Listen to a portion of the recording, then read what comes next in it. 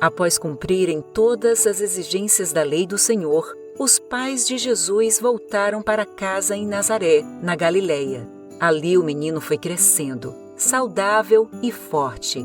Era cheio de sabedoria, e o favor de Deus estava sobre ele. Todos os anos, os pais de Jesus iam a Jerusalém para a festa da Páscoa.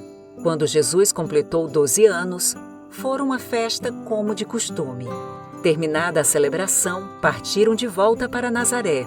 Mas Jesus ficou para trás, em Jerusalém, sem que os seus pais notassem sua falta. Pensaram que ele estivesse dentre os demais viajantes, mas depois de caminharem um dia inteiro, começaram a procurá-lo entre os parentes e amigos. Como não o encontravam, voltaram a Jerusalém para procurá-lo. Por fim, depois de 3 dias, acharam Jesus no templo, sentado entre os mestres da lei, ouvindo-os e fazendo perguntas. Todos que o ouviam se admiravam do seu entendimento e das suas respostas.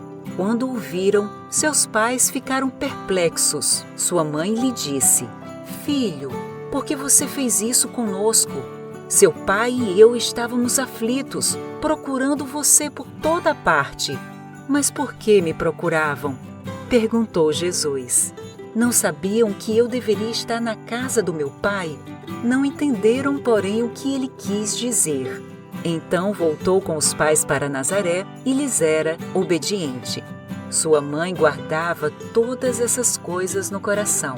Jesus crescia em sabedoria, em estatura e no favor de Deus e das pessoas.